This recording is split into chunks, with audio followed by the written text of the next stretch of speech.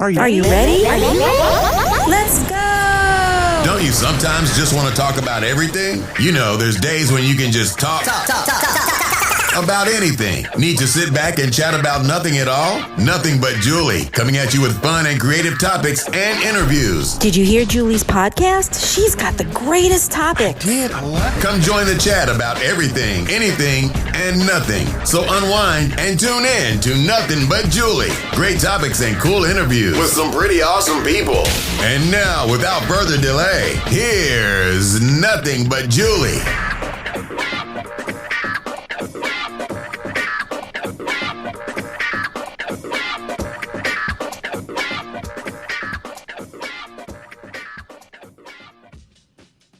Hi, everybody. This is Julie Schrager with Nothing But Julie podcast, and I am so excited to have my co-host, Rhonda Marie. Hey, Rhonda, what's up? Hey, how are you? We were actually just talking before this, and I was trying to figure out a way to introduce her. But for those of you that listen, I had interviewed her a short time ago. So she's back, and she's going to be co-hosting with me. And I'm so excited because she's very cool and very open and very awesome and a lot of fun. So I think we're going to have a great time together. What do you think? I think so too. Yes. So we decided that our very first podcast. I'm so tired. I really am. I am just, for some reason, I'm so tired today. So thanks for joining the podcast. We decided that we'll just make up new words here. Yeah, I mean, that's okay. We can do that on podcasts, can't we? We can curse. We can do whatever we want.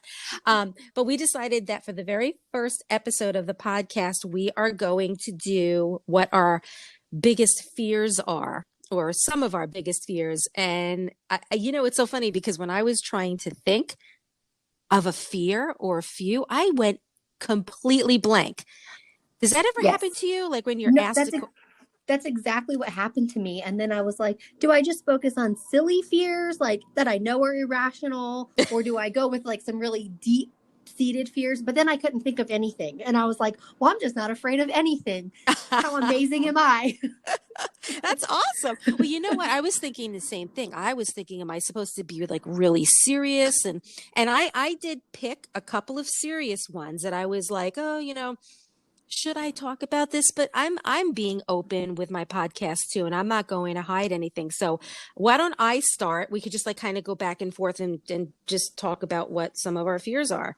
And I'm sure we're not the only ones that have whatever fears we're going to be talking about. So, and this is not in any order. It's just what I was thinking of. And it took me a long time. I even had to ask my husband, what am I fearful of? And he actually helped me with a few of them. So the first one is bridges. I am deathly afraid of bridges, being on a bridge. And I grew up in New York on Long Island, and I would go to Robert Moses Beach. And for some reason, I was always the chosen one that had to drive. And you had to get on this bridge in order to get to the beach. And I just remember being so terrified of getting on this bridge and having to be the one to drive. And I had to do it. I had to face my fear and do it. But nonetheless, I was still crazy scared. And now I live in Florida, and we go to Key West often. And you have to go on the 7-mile bridge. Right. And my husband luckily drives, but it's for 7 miles that I'm on this bridge. Yeah, I'm a little afraid of bridges too. And I grew up in Florida, and I remember one time heading down south in Florida, and I had to drive over the Sunshine Skyway Bridge, which if anybody knows the history of that bridge has collapsed before.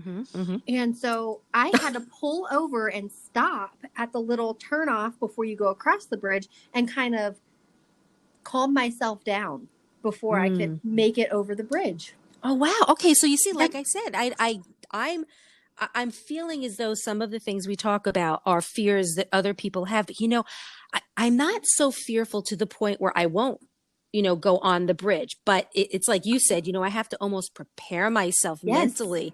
And the thing of it is when you look below and you see the ocean, you see the water, it's so beautiful. But yet it scares the shit out of me. I'm so so nervous about being on there. And when have you ever been on the 7 Mile Bridge? I have. Okay. So I've driven down to Key West as well. Okay, so then well, I don't know how long it's been, but they have the old bridge adjacent from the new bridge.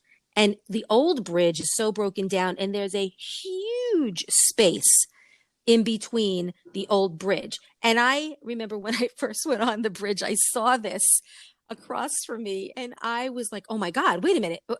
What happened? Why is there a huge piece missing? And all I'm doing is freaking out, thinking, oh my God, a piece of this bridge is going to break off. And I didn't realize until I researched that was in fact the old bridge, and a lot of parts were either demolished or whatever. And I think that the view was used for that movie with Arnold Schwarzenegger and Jamie Lee Curtis. What is the new one? The old one was used, and it's like an old movie. It's got to be at least 20 years old. And he's like I think he works for the CIA, and they used this bridge apparently because it was already broken down, which is why they started building the new one. But I didn't realize that when we had first moved to Florida almost 20 years ago. I did not realize that was the story behind it. I thought that something was going to happen on the bridge that I was on, because look at what happened to that bridge. I didn't realize that it was not used anymore. So that's my fear. One of my fears, bridges. What do you have? Let's hear it. So, and this might go a little with the bridges. I'm really afraid of heights. And so to the point that I can't even get on a step ladder. And that's so short, but I get up there and I just feel like I'm going to fall. And I've never had a traumatic experience with heights. Like, I've thought about this, like, where did this fear of being up high come from?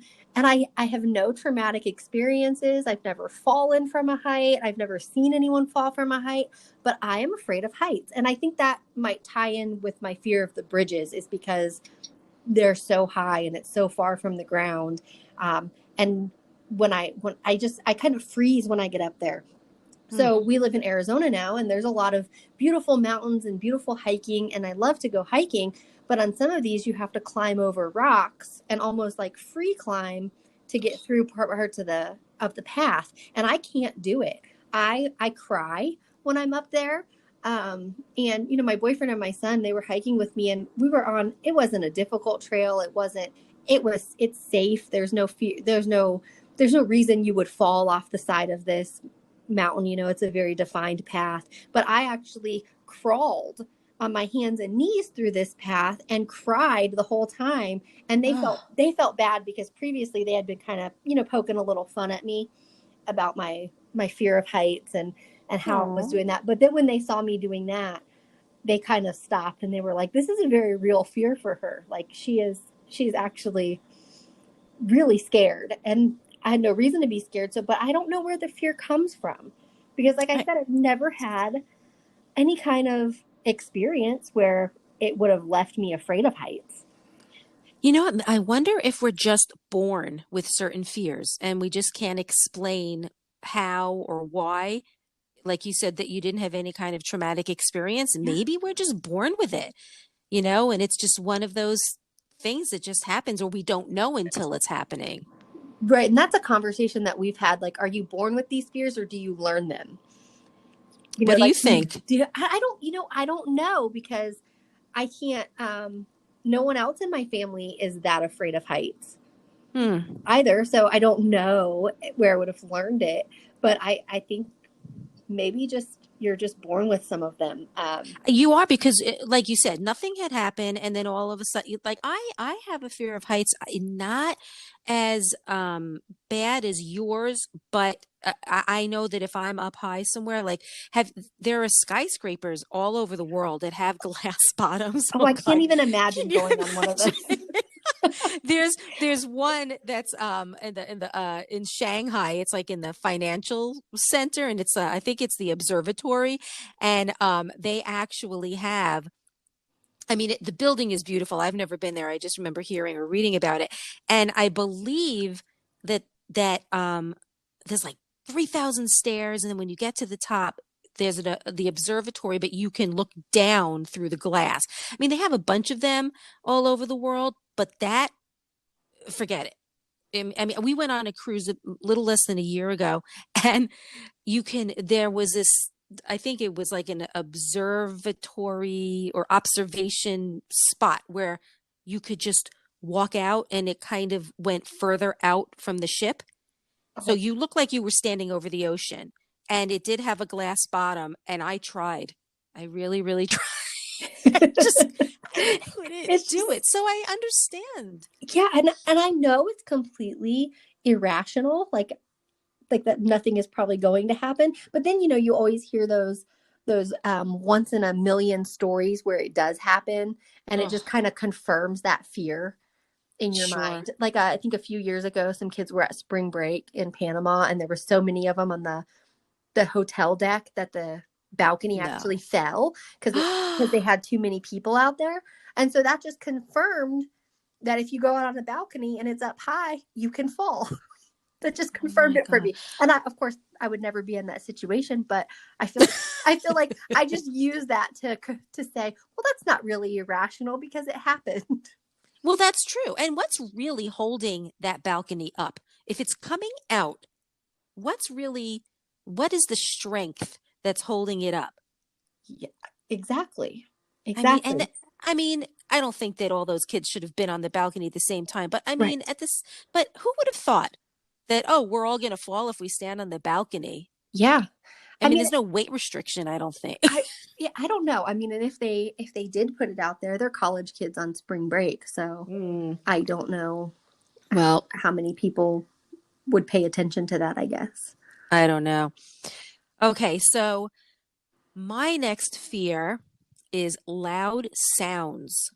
I have, and this is what's bizarre, is that I don't know if I've always been like this, in as much as it sounds really stupid, but I think maybe when I was younger or a teenager is when it started, but it didn't really come to fruition until I was an adult. And many, well, let me just say one of the many sounds that gets me is when, and maybe this is a separate fear. I don't know. But when I'm on the highway or even on a main road and I'm next to a truck, like an 18 Oh, wheeler, yeah. I, I and I'm driving, I swear I almost freeze. I have to just either get behind it, like let it go, ahead of me. But it's when it's on the side and they are very, very loud and intimidating. And there are other things like that I just can't do if I know it's going to be a loud sound like thunder, and I live in Florida. Oh, I yeah. mean, So my you God. get those summer thunderstorms nearly Oh, every day. and yeah, yeah. I mean, but the thing is, those firecrackers that go off, just one, a Yes. loud boom, and then 10 minutes later, another loud boom. Those make me crazy because I'm anticipating the sound, and it's like the thunder, and it's very strange. I know, but I can't do certain things if I know that a loud sound is involved. Like fireworks. I'm okay with fireworks, but if I'm very close to the loud solo one that just goes The, bang, the yeah, the one really then loud one that echoes. yes, I mean that actually scares me. And like if a bunch of pots fall out from my cabinets, in my drawers, I get so scared at the sound of it. It's very strange, I know. And it's funny, well, not so much for me, but haha for my son and my husband, they love scaring me. And Oh. I'm not easily scared, but when they scare me with a loud sound, then I mean, I just turn into a different person. And it's like they prey on my fears, these two. It's like, oh, haha, mom loves to, get scared with loud noises. Let's give her a heart attack today. But yeah, loud sounds. And even the truck horns. If I'm right next to a truck and it beeps its horn, forget it. I need to pull over for like 10 minutes. It's crazy. I know. I Yeah. know. What? We What? have to, so my boyfriend is a veteran, and we have to avoid loud sounds like that because it's a Oh, trigger for him.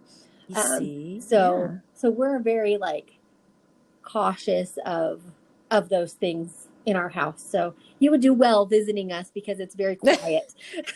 Where did he serve? He was in the Marine Corps for 10 years. So he deployed to Afghanistan multiple times. And so he can do fireworks because he knows that the sound is coming. You know, like he's already kind of, I guess, had that conversation in his mind. Like there's going to be loud noises. It's going to be fine. It's when they're like you said, like pots and pans, if they were to fall, that would startle him. Right. It would be like a fear response. Exactly. I would really love to know if there's other people that have that fear.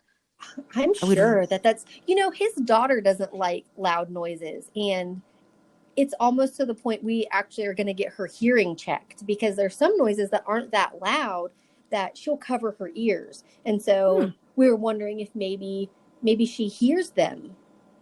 Like her hearing, maybe, right. Like her hearing is more acute. Like she can, so it sounds louder to her. That's very interesting. Because she's afraid of so many loud noises, and some of them are not really like, they're not that loud. But she's legitimately scared of them. So, wow. Yeah. I wonder if there is something where people can have that, like extrasensory overload or whatever it might be. Right. Where then it just bothers them more. And her eyes are okay? Her eyes are fine. She doesn't have to have glasses or anything. But it's just like when she watches TV or listens to the radio or anything, she'll turn it down very low. Like, of course, we're doing the virtual school right now, and she uses headphones, and she turns it. I mean, I don't even think most people could hear it. But to her, she can hear it perfectly. Wow. Which I guess incredible. Is both good and bad. Yeah. I wonder what they could do about that. That's got to be really difficult for her.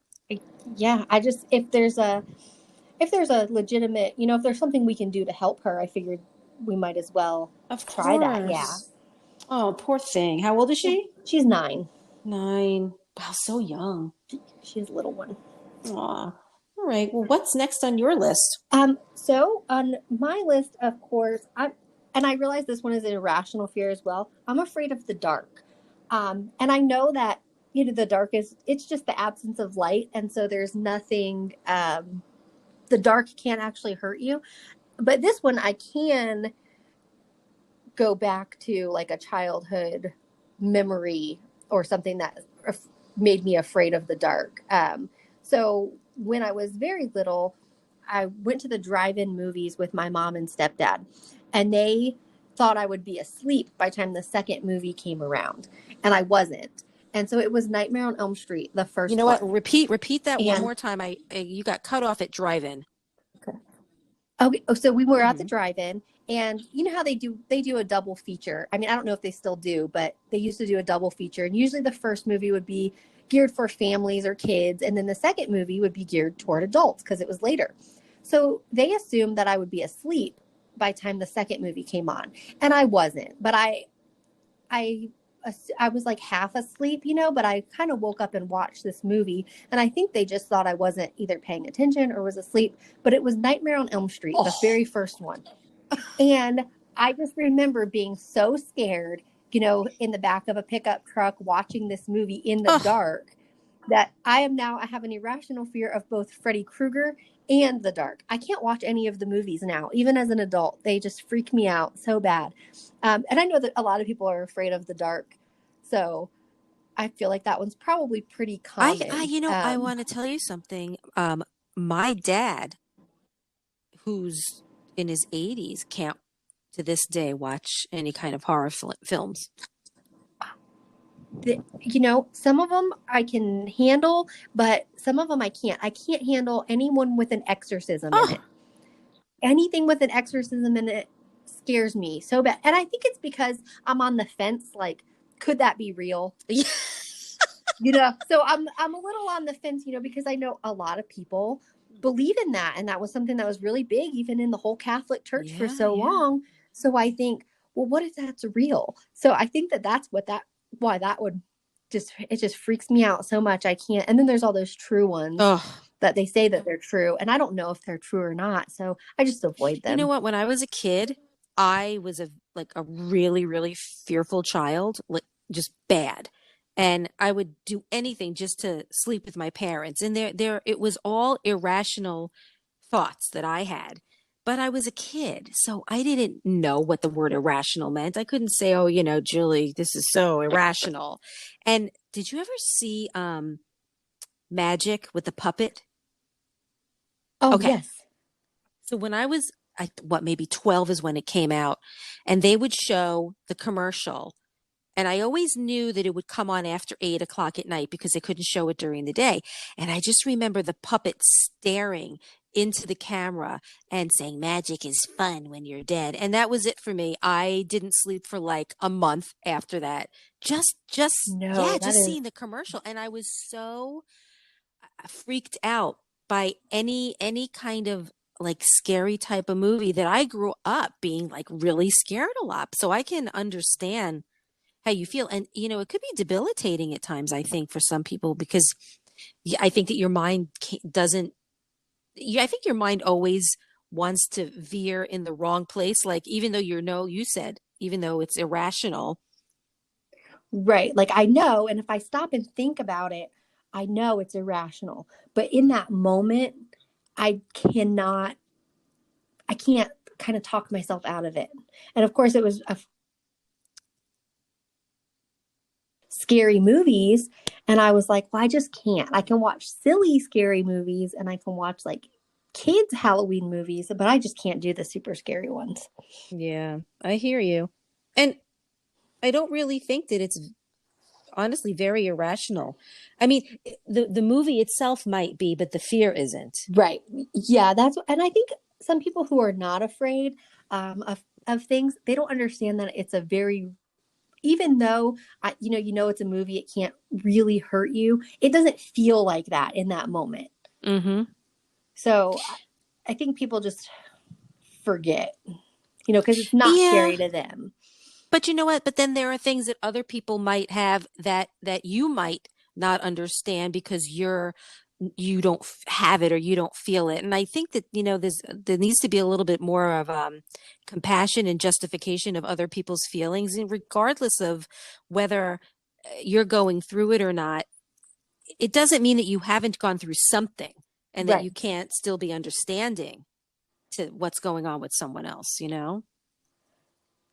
Yeah, that's so true because, I mean, there's a lot of things I'm not afraid of that other people would be afraid of. So, but I don't try to force it on them. Like we Right. we have horses, and so we have a horse that anybody can ride, and so we offer if people come visit or whatever, they can go riding. But if people are saying, "No, I'm afraid of horses," we don't push them and say, "Well, let's get on the horse. They're not going to hurt you," because they're very scared. Right, right.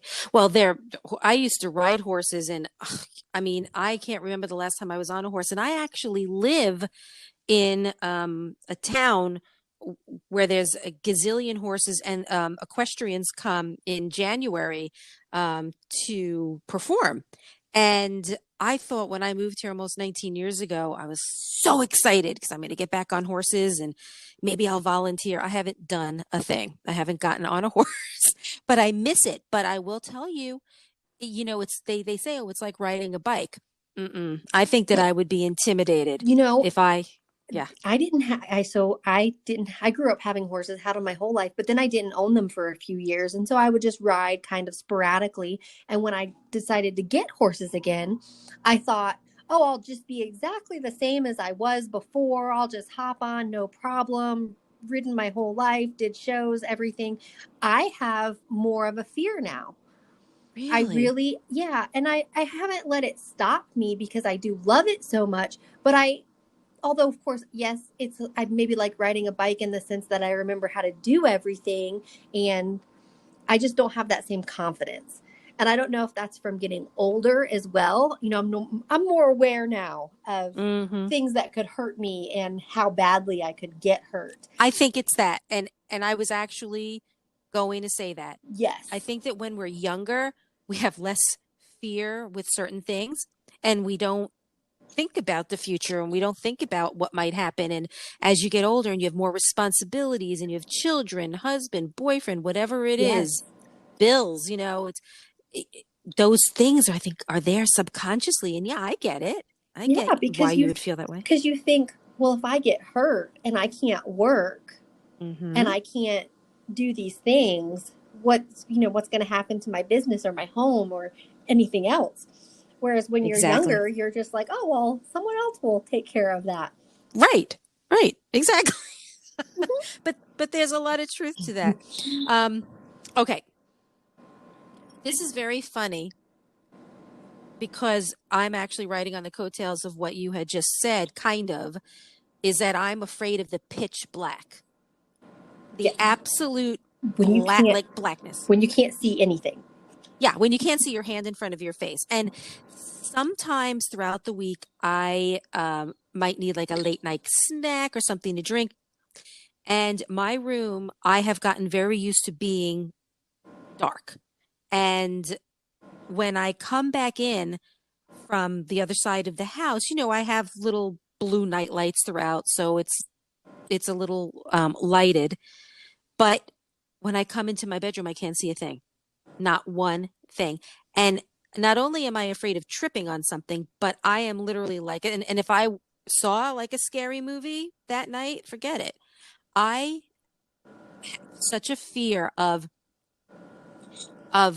darkness. And if I'm watching a movie, this is another thing. I'm going to just stray from this a second. Do you ever watch movies that are so good, but yet so dumb? And they're horror films. And then, of course, the girl goes into the darkest room. Yes. Oh, well, they're playing like, the creepy music creepy music. Right. And the girl is like, what was I just watching? I was watching The Haunting of Bly Manor on Netflix. And the girl is playing, what is it? Not peekaboo. What is it? Ready or Not, Here I Come, when the kids are hiding. And she goes into first of all, the whole house is pitch black. It's a mansion, but I'm watching and I'm yelling at the screen. Why is she walking into a pitch black room? Yes. I'm like yelling. Like, why are you following the trail of creepy toys or whatever it is that you're going? Don't you hear the creepy music? Yes. Into always upstairs, into the dark. Right. And you're like, what are you doing? Right. Well, look, I know obviously they have to make the movie and put those things in.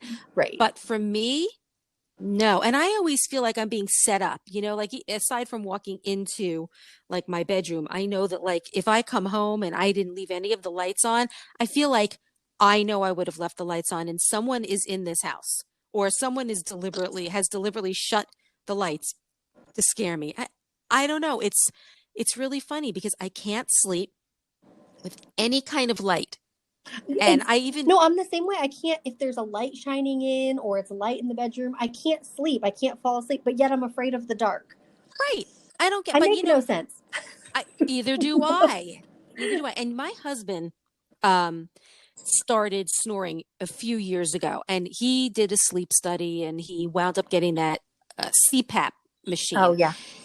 And it puts him into such a deep sleep that every now and then, like he has nightmares or like his legs are all over the place. And he's 6'4". He's a big guy. He's like really muscular, and a few years ago, he had such a bad dream that he took a pillow and started whacking me with the pillow because he thought that I was like in his dream. And I'm like, stop! Ha ha ha, real funny. So every now and then he will sleep in the guest room if he's having one of those nights. Okay. And as soon as he leaves, I'm like, oh my God, I'm alone. I need a nightlight. But I'm okay if he's with me, which is really funny, or if a dog is with me, I'm okay. Outside of that, forget it. I start looking around like who's in the closet, who's in my bathroom. I do the same thing. And so Mark, my boyfriend, he went on a reunion for one of the units that he was in the Marine Corps with. And so he was just going to be gone for 3 nights and 4 days. And I was like, I'll be fine. I slept downstairs on the couch for all the nights.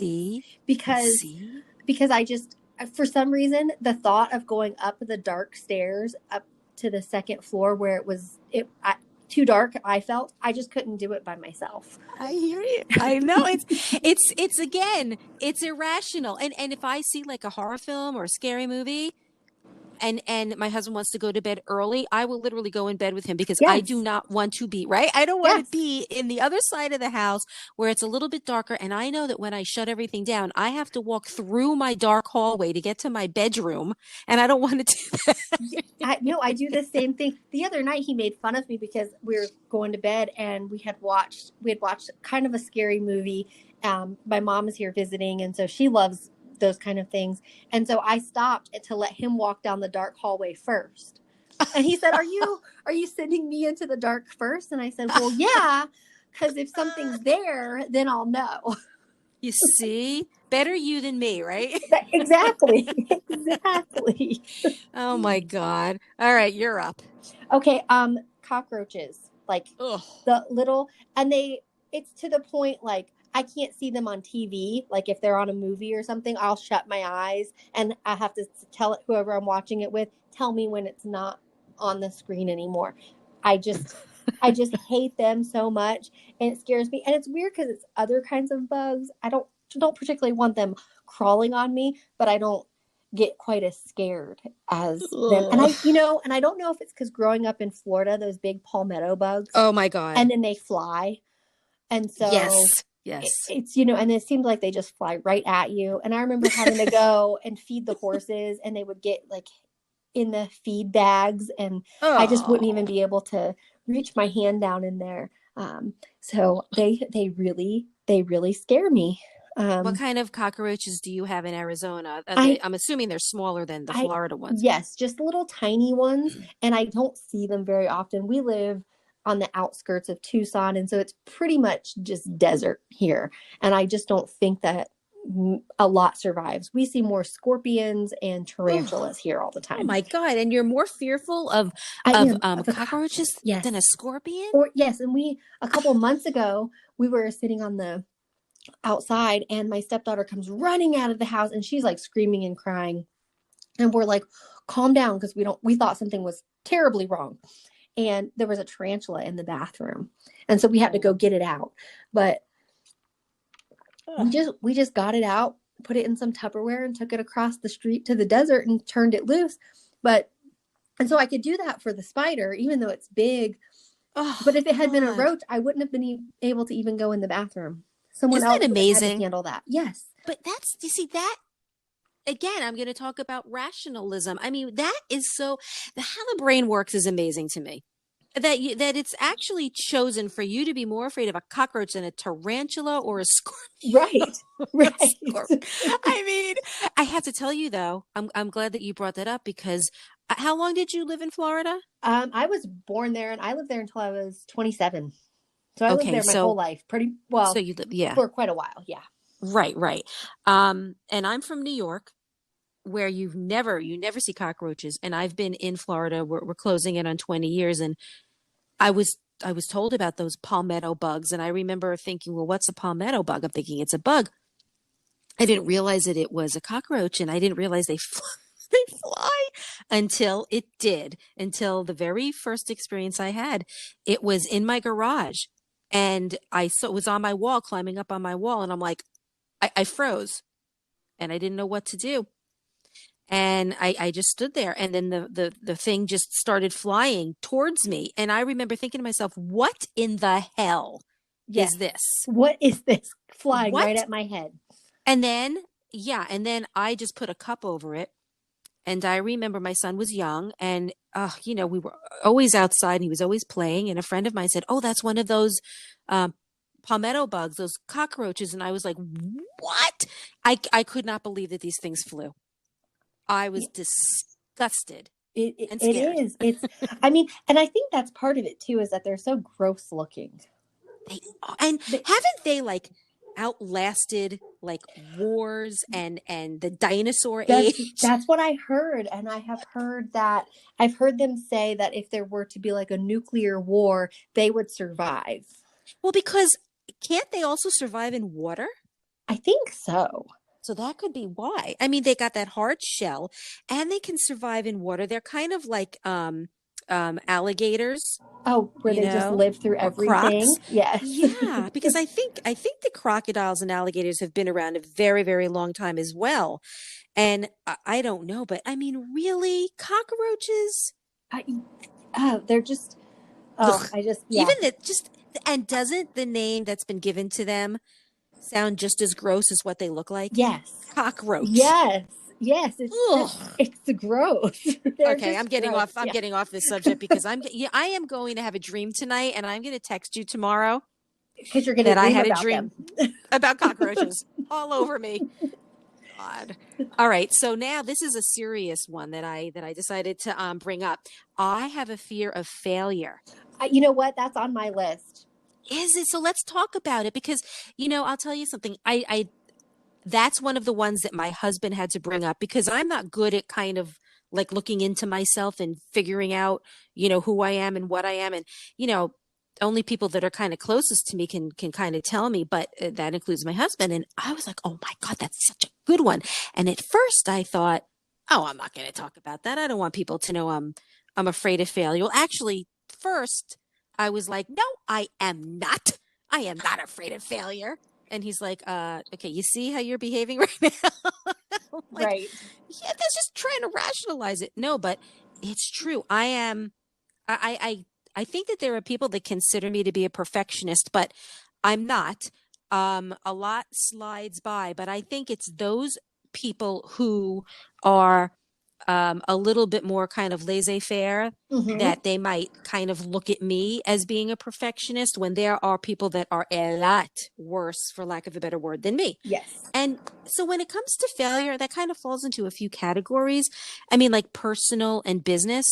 When it comes to business, I am like steadfast and I make sure that I dot my I's and I cross my T's, and if people want to look at that as perfectionism, go ahead.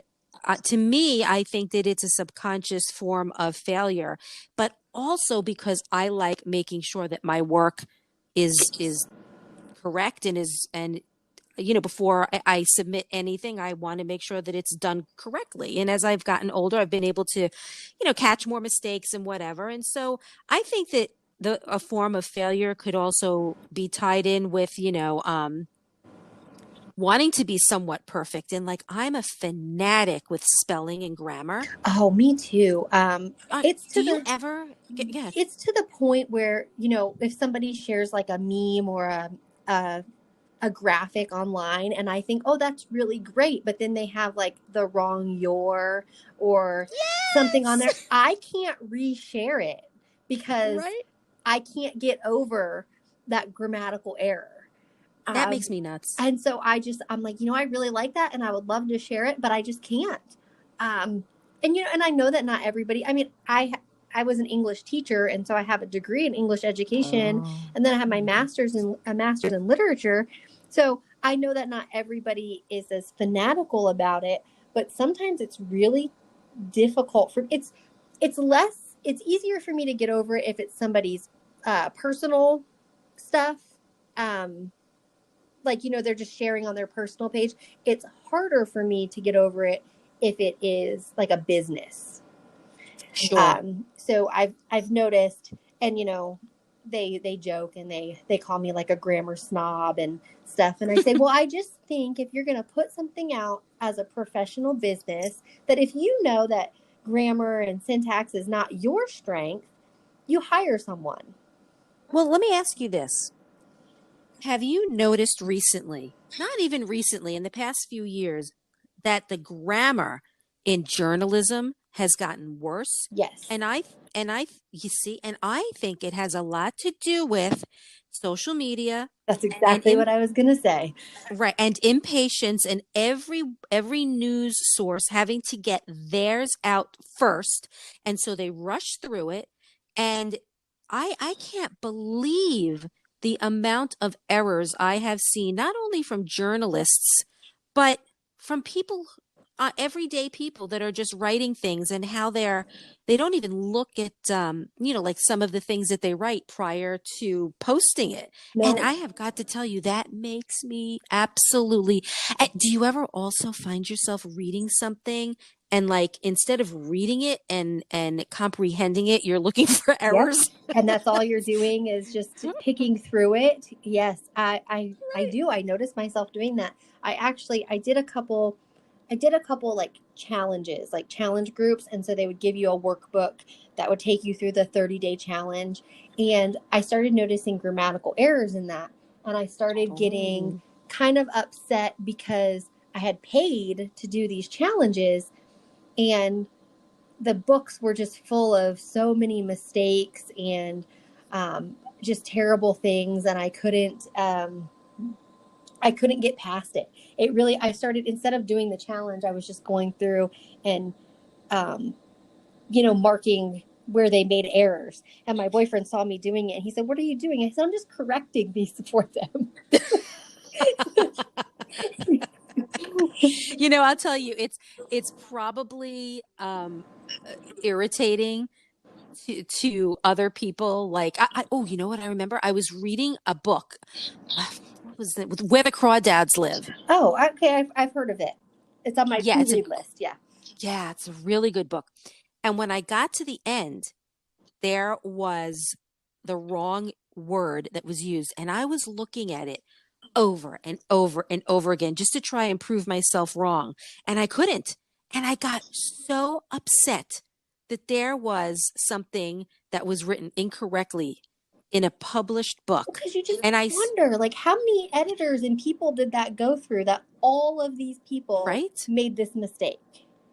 Well, that's why I kept thinking I was wrong. And I was like, oh, should I contact the publisher? I'm like, come on, Julie, I should just let them know. Yeah. Well, I mean, no. I always try to proofread, and of course there's typos, but I will go back and delete it and redo an entire post, whether it's for my business or personal or whatever. If I notice that I have made a typo, I will go back and fix that, because I don't want anybody to ever be like, oh, well, what if she misspells something on one of my shirts? It's kind of like, I love Jeopardy. And whenever there's, let's say, I think there was a teacher of, I don't know, let's say he was a teacher of music. And there was a question about, there was like a whole, what is it? A column of questions pertaining to, I don't know, whatever century music. And he hit his button and he got the wrong answer. And I remember him saying, "And I'm a music teacher, I'm not going to hear the end of this from my students." And I thought it was so funny, because it's kind of like the same thing. Like, they have such high expectations of themselves when it comes to like a certain topic. And here he is, a music teacher, and he's not getting the right answer. You're an English teacher, and so you look at everything to make sure that everything is grammatically correct and has the right punctuation. So yeah, I can understand how you're feeling with that. So I don't know, I think that when it comes to a fear of failure, I think that a lot of people might have a fear of that. Maybe even just a small bit, because everybody has some kind of a competitive edge, even if you don't want to believe that you do. But whatever it is, let's say you love running. Well, I mean, if you lose, do you think that people prior to running or doing a track meet, that they might have a fear of failure? What about Olympians? People like that their number one thing in life is to win. Can you imagine how debilitating it might be to have that kind of fear? Oh, yeah. I mean, I can't imagine at that level, knowing that basically the world is watching. Yeah. And when you're representing, like, the United States or whatever country, I mean, just imagine the fear that they must have. But yeah, so that's mine. What's on your list next? The typical, the mom thing, you worry about your children. So that's always a fear. And I think it's gotten worse. He's 20 now, and it's gotten worse since he's been an adult, because I have less control. So I have more fear about, like, kind of how he's managing his life, or, because of course he's 20, he makes decisions like a 20-year-old, which scares me. But there's nothing you can do. So that's, and not an irrational fear, but it's kind of like one of those fears that you worry about it, but you can't control it. So Yes, I know. And I don't think you're alone in that because I'm a mom too. And you know what? I think that when you're a mom, the thing that stinks is, you're going through so many changes as your child changes from being an infant to, a toddler and then, kindergarten and then middle school. And you're constantly evolving with them. And the things that you might have done with that child last year is different than what you have to do with them now. And as they get older, I think that we lose less and less control. And here we are, parents, right? And we're trying and we're in control of our children. Then all of a sudden, we have to let go of those reins. And it's like, wait a minute, I've just spent 20 years taking care of this child, and now I can't. How yeah, do I take 20 years, how do I get that out of it is not easy to do. no, it's not. And I didn't expect that. That was actually a really difficult transition for me. When he graduated from high school, turned 18, and then all of a sudden he was just, you know, able to do kind of what he wanted. And it was really difficult for me. And then, he graduated from high school, and all of a sudden I was left with all this free time because there was no more Friday night football games or being the team mom to organize food for these, you know, 80 boys after a football game. And at first I was like, oh, I'm going to love this. I'm going to have so much free time. But I struggled with it a lot more. Yeah, I know there's a lot of people that go through that, and including myself. I mean, I think that when things start to wind down, I actually felt the same way you did. I was kind of like, okay, my son graduated college, he's working full time, yay! And then all of a sudden I was like, you heard the birds chirping and the crickets chirping. It's like, what exactly am I supposed to do now? Now what do I do with myself? And I've always worked, but when I would work, it would be around. I don't know if we spoke about this, but it would be around my son's schedule. So if I couldn't get to work because my son was sick, I wouldn't work. But I was always there to drop him off and pick him up. I don't even think he knew more than half his life that I was working. And then I stopped 3 years ago to start my dog walking and training company. And that was around the time he had graduated, well, almost graduated college, and things were really starting to slow down. And then when he was done and he was out of the house like all the time, I'm like, okay, like tick tock, everything just kind of ended abruptly. And I get what you're saying. It can't be easy for everyone to go through that. Yeah. When your whole life is dedicated to that child, It is, right? yeah. You kind of plan everything around them. So to make sure that they have what they need and they're getting to do what they want. And then all of a sudden you're like, well, I don't have to do that anymore. I think that's why. So when we moved here and my stepdaughter is still so little, I just was like, well, I can pick her up from school. And they're like, no, of course, who likes the school pickup? But I missed the school pickup. So I just kind of dove right in and started doing that. Yeah. And so that's leads into another fear that I have is like being that step parent role. I'm very fearful of it. What is it that makes you so fearful? I think so my son's dad was not, his biological father was not around at all. And my ex-husband just stepped in and adopted him and he didn't have to take into account that other parent. And so that's my fear, is that I don't want to step on her mom's toes at all. Because even though my son was almost, he was in high school when my ex-husband and I split up and divorced. When he started dating someone else, I was very worried. Like I was like, she's not taking my place as mom. That's not happening, So I don't want to make someone feel like that. So I have that fear of like, what exactly is my place here? But they get along really well. We do things together as a whole family. So that's really probably a fear I don't need to worry about a whole lot, but I just don't want to ever have anyone feel like I felt.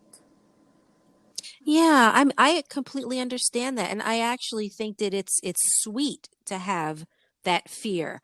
It's almost as though like what you just expressed, it's like you don't want to overstep. It's you're worried about all of those things. You're not worried about messing up. You're just worried about, what can I do? What shouldn't I do? What should I do? And I think that that's a pretty normal response when you become, a stepmom or stepdad, and I'm sure you're doing great. And I'm sure that it's not something you need to fear, but I think it's perfectly natural to feel that way, especially when you're first stepping into that role. Right. And you know, I think having those fears, that kind of keeps us, it maybe makes us think, grounded. yeah, grounded. We think a little bit more like, would I appreciate someone stepping in and doing this for my child? Like, how would I feel? It keeps me a Sure. little more, obviously just aware. So I Oh think that's yeah. our fear serves that purpose. Yeah. And like I said, I don't think that that's a bad fear, actually, and I think that there must be quite a few people that feel that way. If they're human, Oh yeah, I if would they're think they human. would feel that. I mean, I've never had well, I mean, most of my friends that have been divorced, they all have a pretty good step parent type situation. They haven't had really any issues. I haven't really known Yeah. anyone that's had that, the wicked stepmother or anything. Well, that's Yeah. good. Um, well, my last fear is um, I have a fear of something bad happening. Just like a general And it's anxiety. it's just like how you were talking about earlier about losing that control over your son. It's kind of like that. I think that I have been in control of so many things my whole life that I've always had a fear of letting go of that control because I'm afraid something bad will happen. And so, I have coping skills with that, where I can kind of talk myself through it, and where the very last question is, okay, so what's the worst thing that can happen? And then I realize, okay, well, the worst thing that can happen is not really the worst thing. And so that easily kind of brings me down. But yeah, I just feel sometimes like I have this fear every so often that if something bad happens, like what will I do? Like with all the crap that's going on in this world, it's like, there's a Right. lot of bad things that are happening. How is everybody coping in their own way? And I'm sure there's a lot more anxiety out there now than ever before. But yeah, it's always been, I mean, not like a super fear, but just something always in the back of my head. Like even like when we were talking earlier about being on a bridge, why am I afraid of it? Because I'm afraid something bad's going to happen. Right. Like I don't know, we're going to fall down into the ocean and die. So things like that. And I think it's kind of tied in with almost all the other fears I've spoken about, because like, why am I afraid of the pitch black? I'm afraid something's going to happen. Why am I afraid of failure? I'm afraid something's going to happen. So I think that was a good last one to talk about, because I think it kind of is a great conclusion to all of the fears that I have, that they all have to do with something bad happening. And the way I kind of, get through it, like I said, is, I will talk myself through it. And then once I get like to the end of my talk, I'm like, okay, so what's the very worst thing that can happen? And it turns out that it's not so bad. And then I'm like, okay. And then it's very easy to just move on from that fear. Yeah. But you just have to talk yourself through it. So I of course I have bipolar disorder, and so with that comes intrusive thoughts and anxieties, and I would have sometimes like crazy thoughts, and it's stuff you can't control, but I would have thoughts like we shouldn't all drive in the same car together because if we get in a wreck we'll all die, and it's that something that fearful something's going to happen. And so of course I've had to learn the same as you, like those coping skills, like okay, that's not really a rational thought process, and you have to just not think those things because you'll drive yourself crazy, because there's so many Exactly. things you can't control in the world. So if you just Yes. constantly fixate on everything that can go wrong, you would never do anything. You would never leave your home. It's very true. And I'm glad you brought that up because I think that the entire world would be better served if they can learn coping skills.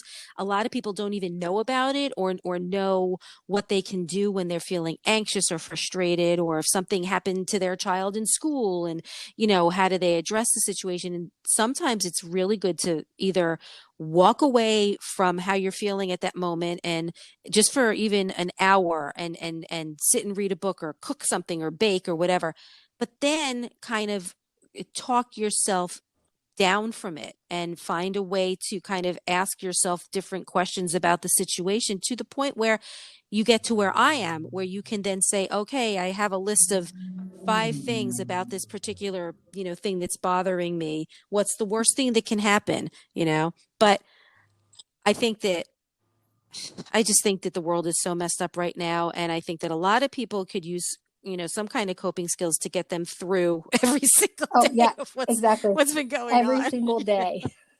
And I also think that there's quite a lot of people that either have similar fears or have totally different fears, but you cannot tell me that there's not one person in the world that doesn't have a fear, because we all do. And no matter how silly or irrational they are, they're ours. I'm claiming mine. Right. I'm saying to myself, it's okay to have these fears. Yes, and you don't have to feel bad about them.